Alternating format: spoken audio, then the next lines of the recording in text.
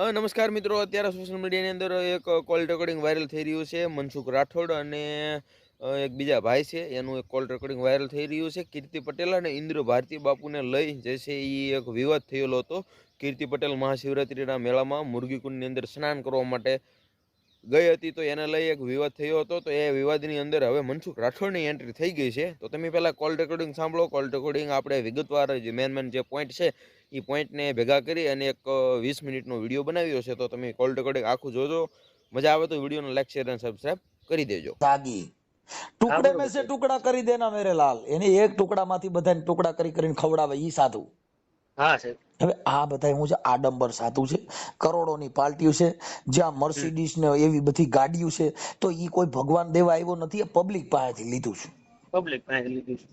હવે પબ્લિક ની અમુક સુવિધા પાર પાડી હોય, પબ્લિક ને કઈક પરચાની વિધિઓ દીધી હોય. સંત કોઈ દી ભીખે નહીં. જો અમરમાન દેવીદાસ બાપુ થઈ ગયા, જેને ઘરે ઘરે અમરમાએ રોટલા માંગીને ગરીબ માણસને ખવડાવ્યા. હા અત્યારે એવો કોને ધર્મ કર્યો છે? હા કોઈ નહીં. કોઈ નહીં. પછી તમે જે સંતો, જેટલા સંતો થયા તમે જોઈ લો, હા જેને શિષ્ય કર્યા 1 થી 2 એ ટપોરા મારી મારીને કર્યા. હા અટણ લાખોના શિષ્ય. લાખોના શિષ્ય. ઈ પછી દારૂ વેચતો હોય તો એની માથે હાથ દઈ દે, કેમ કે ઈ તો પૈસા દે છે. હા ઈ શું કરે છે ઈ તો કઈ જોવું નથી. હા હા એટલે ઈ જે આ ગુરુ શિષ્યનો જે નાતો છે, ઈ અટાણે પૈસા પાણી અને સત્તા સંપત્તિ માટે થઈને શિષ્ય કરવાના. હા પછી જે કલાકારના મતભેદ છે હા એમાંય તમને કહું, જે મોટા મોટા કલાકારો હોય છે મોટા મોટા સાધુને જ ગાવા જાય. બાકી નાનો કોઈ માણસ છે, કોઈ ગરીબ માણસ હોય, કોઈ વિધવા બાઈ હોય ને એના છોકરાના લગ્ન હોય, એને ઘરે જો કાટ રામાપીનો પાઠ પ્રસાદી હોય તો ત્યાં નહીં જાય. નો જાય. શું કામ? કે ઈ એનું સ્ટેટસ બાંધવા માંગે છે. મારો તો આ ઠેકાણે પ્રોગ્રામ હોય, હા મારો તો મોરારી બાપુમાં મારે સપ્તાહમાં મારો પ્રોગ્રામ છે. ઈ ઓલી વિધવા બાઈ ઘરે ભજન ગાવા જાય? નો જાય. હવે તમે વિચાર કરો, હવે ઈ ભજન ગાવા વાળા તમે જો, હવે આ જેટલા સાધુડે જે ભજન ગાયા, કાનદાસ બાપુએ ગાયા, કાનદાસ બાપુ દેવી પૂજક સમાજમાંથી આવ્યા. હા બરોબર. ઈ બધે જે ભજન ગાયા ને એને નાની સમાજમાં ભજન ગાયા. હાજી. હવે ભગવાન ભૂલા કોને પડ્યા? હવે ઈવડા ઈ બંગલા વાળા ભજન કેના ગાવા જાય છે? સબરીના. હા હવે ઈ બંગલા વાળા ભજન કોના ગાવા જાય છે? મીરાના. હાજી. હવે ઈ જે છે ઈ, હવે તમે વિચાર કરો કે વિદુરજી ખાવા ખીચડી નહોતી, એને ઘરે ભગવાન મહેમાન થયો. હા વિદુર કર્માબાઈ નો ખીચડો ખાવા ગયો. હા બંગલા વાળાને કર્યા 2.5 લાખ ફી લઈને આવડા એને કર્યા. હવે ઈ ઓલાય મૂર્ખી ના કેવા, ઈ જે કરોડપતિ માણસ છે એના કર્યા આવડા વાતું સુપડે નહીં કરવા જાય છે. હા અને ઈ સુપડે ભજન ગાવા નહીં જાય. હા ઝૂંપડેમાં ભજન ગાવા નહીં જાય. વાતું બંગલેમાં મોટા મોટા સ્ટેજમાં જઈને વાતું કોની કરશે? જેને ખાવા ખીચડી નથી એની, જેને ભક્તિ કરી એની. હવે એને ત્યાં ઉદાહરણ ઓલે ને શેનું દે ખબર છે? સબરીબાઈ, તમને કહું, જેને ભીલડીના હેઠા બોર ભગવાન ખાવા ગયો, તમે કોઈને ઘરે ભજન ગાવા ગયા છો? તમે બોરની વાતું કરો છો? તો હા હે, હા રામ ને લક્ષ્મણ સબરીને ઝૂંપડીએ બોર ખાવા ગયા. હા કેમ કે એની ભક્તિની તાકાત હતી સાહેબ. અટાણ તમે ગમે એવી ભક્તિ કરો, તમારા ઘરે કલાકાર ફોટો પાડવા નહીં ઉભો રહી. નો રહે સાહેબ. કેમ કે એને ઇન્દ્ર ભારતી બાપુના આશ્રમમાં ન્યા કણ બાપુ હારે ફોટા પાડે, તમારી હારે હા કોની હારે ફોટા પાડે સારા લાગે? આ જે અત્યારે લાંબ માર્કેટમાં હોય ને એનું ભરી છે. હવે ઈ જો કદાચ કોઈ ગરીબ માણાનો છોકરો પણ તો એને ન્યા લગ્ન ગીત ગાવા જાય કે તમને કહું મોટા મોટા આશ્રમોના મોટા સ્ટેજ હોય ન્યા જાય? હા ન્યા જ જાય ને સાહેબ. સાહેબ હવે અમરમાના જે ભજન ગાય છે કોને ન્યા ગાય છે? મોટી મોટી સપ્તાહોમાં. પણ અમરમાં એ તમને કહું બટકું બટકું રોટલો માંગી અને બધા રગત પીત્યાની સેવા કરી. હવે ઈવડા ઈ રગત પીત્યાની સેવા કરવાના આવડા 2.5 લાખ પી લઈશ. હા હવે ક્યાં આ ભજન ની તમે જો, હા કાક બાપુએ કીધું, બાપુ આ ભજન ના આને વેચી નાખ્યું. હા આ વેચી નાખ્યા ભજન અટણ વેચાતી મળે છે. અટણ કલાકારોને ફી તમે જો 2.5 લાખ રૂપિયા ની, ઈ ન્યા કણે ઓલા ખાવા ખીચડ્યું નથી એની વાતો કરે. હા તો એને સમાજ ઈ નથી કેતી કે ઈ તો બધું ઠીક, તમે આ સબરીની વાતો કરો છો, તમે કર્માબાઈની નરસિંહ મહેતા નાયત બારો મૂક્યો. હા એને મેઘવાળ સમાજમાં બધે ભજન ગાવા જતા તો નાગરની નાયતે નરસિંહ મહેતા નાયત બારા મૂક્યા. હા બરોબર. તો એને નાયત બારા મૂક્યા હતા. 300 માંથી એક નામ આવડતું હોય મને કહેજો.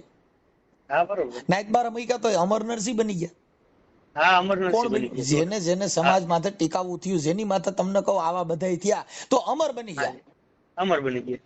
અત્યારે મારી સાંભળો, અત્યારે ભલે સોશિયલ મીડિયામાં આ કીર્તિબેન નો બબાટી કરી, પણ કીર્તિ અમર બનાવી દીધી. હા બરોબર છે. સાધુ સંતો કરતા અત્યારે કીર્તિનું પાનું મોર ગયું. હા જેને સરકારે કરોડોના ખર્ચા કર્યા તો કોઈએ નોંધ ન લીધી, ખાલી ડૂબકી મારવાથી જેની નોંધ લીધી તો ભોળાનાથ તો પર્સન તો કીર્તિ પટેલ ન થયા એને ત્યાં 100%. કે ન થયા?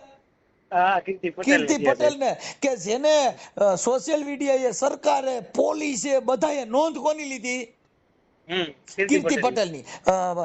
ભારતી બાપુની નો લેવાણી, આખા ભવનાથ જુનાગઢના એક સાધુ સંતોનું નામ નું આવ્યું, માત્ર આખી શિવરાતમાં ભોળાનાથ પર્સન થયા કીર્તિ પટેલ ને. કીર્તિ પટેલ ને ત્યાં 100%. અત્યારે સોશિયલ મીડિયામાં જ્યાં જોઉં ત્યાં કીર્તિ પટેલના ફોટા મળ્યા તો ભગવાન તો કીર્તિને મળ્યો કાવડા સાધુડે. હા હવે જેને ખરાબ તમે ગયો છો, હા જેને તમે જે સ્ત્રીને તમે ખરાબ ચિત્રો છો, ઈ ભગવાન ભોળોનાથ પર્સન તો એ નથી. હા એને થયું સાચું.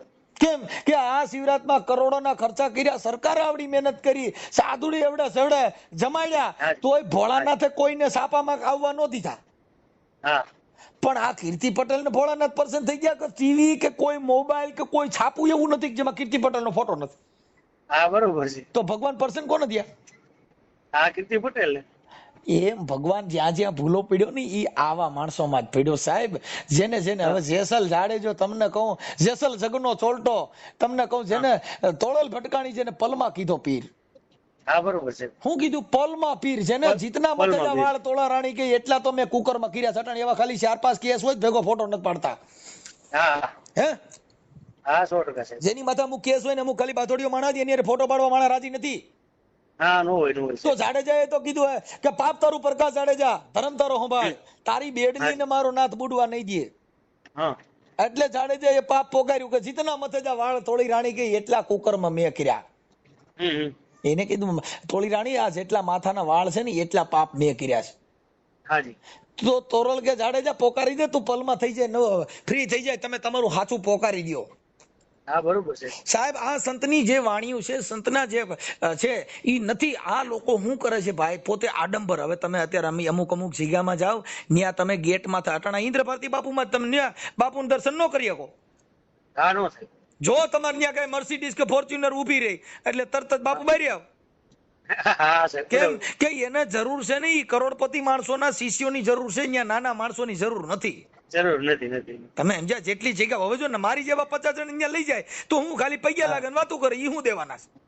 હા હવે તો અત્યારે સમયમાં તો નાના માણસોની જરૂર નથી, એના જેવું છે. પણ જગ્યા હોય એનો મહંત ફોર્ચ્યુનર સિવાય બહાર નથી નીકળતા. નથી નીકળતા. એવો મેં સાહેબ મારો ખુદનો કિસ્સો એવો થઈ ગયો છે.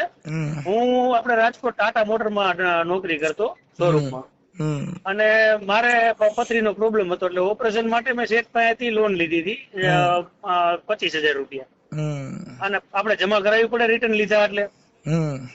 પછી મારું જે દિવસે ઓપરેશન હતું ને એ દિવસે શેઠના સસરાની ન્યા કણે સ્વામિનારાયણ ભગવાનનું કોઈ કથા કે જે કઈ હતું એવું પ્રોગ્રામ, એટલે આ બે માણસ અહીંયા તેડાવ્યા હતા. એટલે એ ગયા હતા ને એ દિવસે મારું ઓપરેશન ચાલુ. એટલે પછી એનો પ્રસંગ પતાવીને આવતા રહ્યા, મારે ઓપરેશન પતી ગયું. 8 દિવસ પછી હું કામે ગયો, એટલે શેઠ મને જોયો એટલે મને બોલાવ્યો ઓફિસમાં. મને કે ઇમરાન ઉપર આવો નથી. ઓફિસમાં ગયો, મને કે તારે પતી ગયું ઓપરેશન? મેં કહા સાહેબ. તો કે આરામ કેમ નો કર્યો? મેં તો સાહેબ 8 દિવસ તો કર્યો. મને કે નહીં, હજી 15 દિવસ જવા દે, ઓપરેશન થયું છે એટલે. અને તારી લોન કેટલી છે? મેં તો સાહેબ મારે 25,000 છે કીધું, અને 10,000 આગલા છે એમ કઈક, એટલે 35,000 જેવી લોન હતી. એટલે એને એકાઉન્ટન્ટ ને બોલાવ્યા અને એવું કીધું કે ભાઈ ઇમરાનના જે કઈ પૈસા છે લોનના એ મારા ખાતામાં એડ કરી લ્યો. એની લોન આવી ગઈ મારા ખાતામાં, બરોબર. એની પાસેથી 5 રૂપિયા લેવાના નથી. એટલે મેં કીધું સાહેબ પણ હું ધીમે ધીમે આપી દઈશ, આનું કારણ મારે જાણવું તો ખરું કે ભાઈ મારી પાસેથી પૈસા ન લેવાનું કારણ શું. પછી એને